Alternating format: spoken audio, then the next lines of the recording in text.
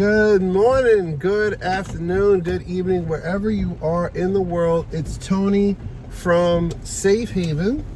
Before we begin, go ahead and click like on the video or click subscribe if you haven't subscribed. I don't know why, but if you haven't, here's your chance to fix that. Go ahead and share this video with some friends, maybe one or two people who you feel that it can really help. And if you haven't, click the bell. Make sure you get all the notifications, not just selected, because YouTube likes to algorithmically decide what they want to share with you, right? And as we all know, computers aren't people. So, that being said, make sure you click all so you can get notified about everything. Anyway, without further ado, let's get right into it. Monday motivation. I love doing these videos, right? Set the week up right. Anyway, I wanted to talk about something that really has been on my heart and mind lately, and it's one word: vision. And I guess the reason why I am bringing this up is because I saw the other day, I follow somebody, what's his name, Gary V.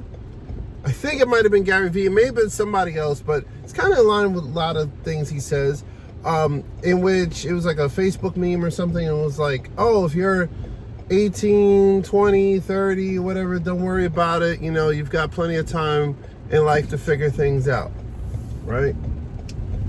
And I saw that, and I was like, oh, heck no. The reality is life goes by very quickly, okay? Life has a way, like if you're in your 20s, yo, cherish those years, because boom, 20s go by quickly. Your 30s go by quickly. Your 40s, all that, right? It looks like a long time up ahead, but looking back, it's like, wow, that time flew by. I remember specifically, you know, life 10 years ago, 20 years ago, right? And it's like, holy cow, what is this woman doing? There's literally a crosswalk at the sidewalk, and she wants to cross in the middle of the street. Anyway, oh, gotta love Jersey. Anyway, so when we think about things like vision or whatever, like, first off, that's the biggest lie you could tell yourself, that you have all the time in the world to figure things out and you'll be fine, don't worry, go back to sleep. Like, yo, that's a lie, okay? And you're probably wondering, well, how does that tie into Narc Abuse recovery, right? And it's simple. Narcs like to waste your time, right? They come into your life, they whisper sweet nothings, they use you for what you got, and then by the time they're done with you, they're out the door, and they will move on to the next person or the next big thing. And you're sitting there having given up on your dreams, having given up on your hopes, given up on your plans, and you're sitting there wondering like, holy cow, what happened to my life? And the only way to get back on track is to re-clarify what your vision is for your life. I know I touched upon this in a video I did a couple of days ago, in which I was talking about things that helped me with my recovery, that are continually helping me. So whenever I feel nostalgic, whenever I feel like, oh man, you know, things didn't work out in my personal relationship, my family, blah, blah, blah, I look back and say, well, what's my vision now? And here's the thing, narcs generally don't have a vision for themselves. They talk a big game. They have things that they start and then they abandon, usually. There's some narcs who are like, I guess you could call them high functioning narcs, in which, you know, they're CEOs of companies or in politics, or, you know, they're out here doing the doggone thing, and then behind closed doors, they're manipulating, lying, and abusing, and cheating, right? But again, it's a high-functioning narc. Generally speaking, most narcs that I've seen in real life, they just coasting. They're going from one situation to the next, never really improving, putting on a show, right? But never really actually getting anywhere. They just come in, suck the resources and reactions from you dry until you got no more left, or until you start putting up boundaries and saying, listen, take some responsibility for your life, boom, and then they're off to the next person, right? Or the next thing, or the next interest, the next hobby. They don't have a vision. They will steal yours, however. They will. And if you show that you've got a plan, you've got a vision, you've got goals, you've got a purpose, if it doesn't directly benefit them, and by that meaning make them look good and make you look like crap, they're going to try to discourage you. I've seen it so many times. I was in a relationship with somebody, and I started to get into blogging. This was years ago, I would say like 10, 12 years ago. I started to get into blogging. I started to get into community organizing and, you know, everything. And this person was so antagonistic towards it. No, I don't want you doing that. So-and-so in the group, they're talking crap about you. No. She went so far as to even try to break my computer when she saw that I was, you know, doing this kinds of stuff. You need to be all about your family. You need to be about me. What about me? Yada, yada, yada. And it's like, yeah, I can be about you too, but like I've got a higher purpose that I want to commit to as well. And especially as men, if we are not on our purpose, everything else goes to crap, right? You got to be on your purpose first. Then you can be what you need to be for the people around you, your family, your teammates, your co-workers, your friends, your community. If you're not on your purpose, you just freaking winging it, right? So what did I do? I didn't know what I know now. So I stopped a lot of the things that I was a part of. Big mistake-o. Luckily it didn't hurt me that much, but yeah, big mistake-o. Then I get with somebody else, and I'm learning about sales, I'm learning about marketing, I'm learning about business, I'm learning about, you know, improvement, financial, physical, mental. And they were like, no. Stop reading those books. There's no point in them. Stop going to those seminars. There's no point in that. It's a waste of time. They're just trying to get your money. Yeah, but what about this? What about that? How about, can we try? No.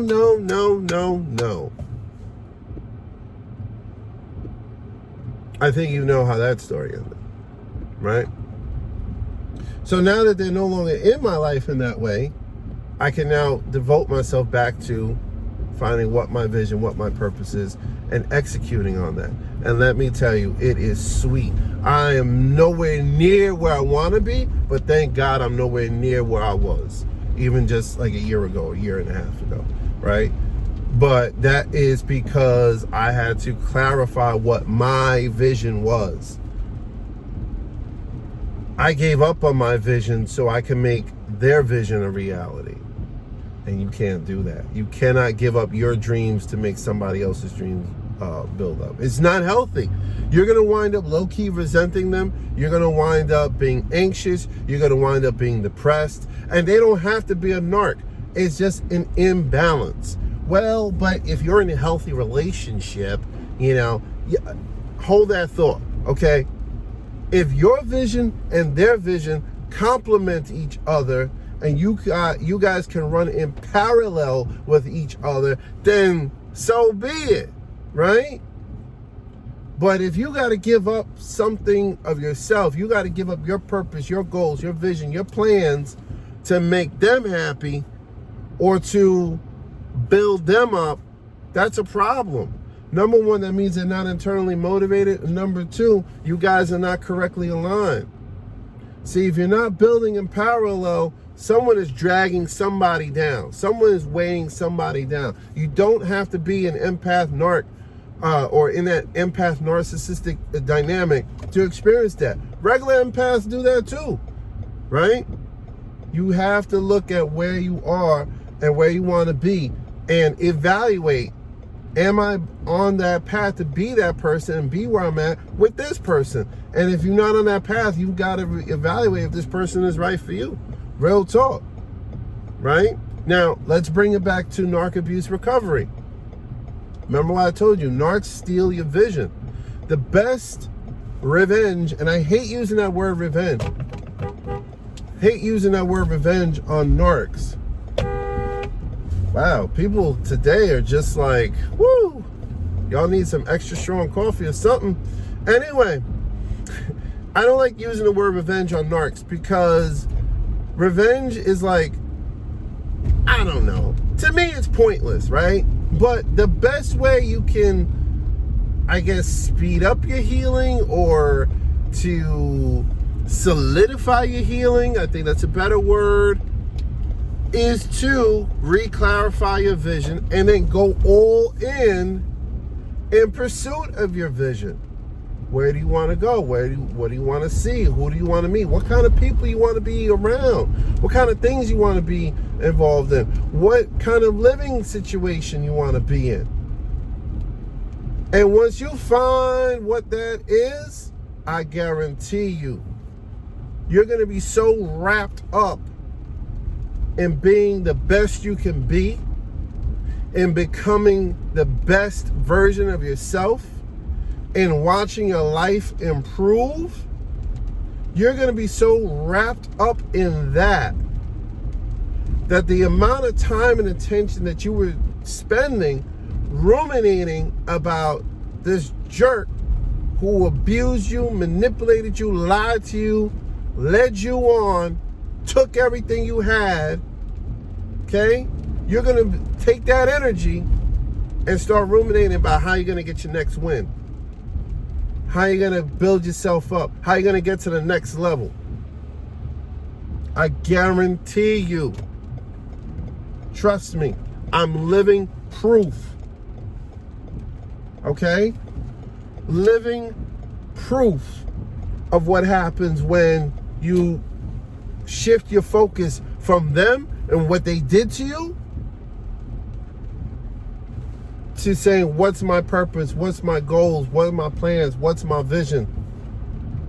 And then pursuing it. Are you still going to think about them? Of course. Are you still going to sometimes feel hurt by what they did? Absolutely. Are they going to maybe even start to buzz around once they see that you're doing good for yourself? Yeah. Okay. Yeah. All right.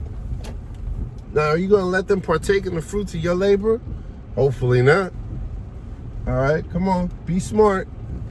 They ran off with the goods the first time. Don't let them come back for seconds, thirds, and fourthsies. Okay? Don't do it. Don't do it. It's a trap, right?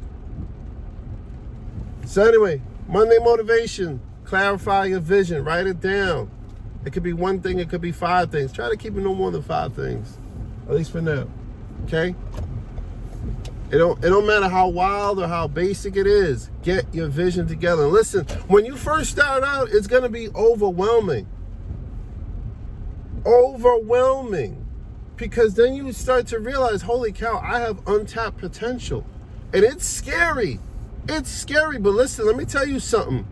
The way you win is you got to put in your mind this mantra. I tell myself this. The mantra, 2 mantras. Number 1, every time I bet on myself, I win. And the universe is conspiring for my good.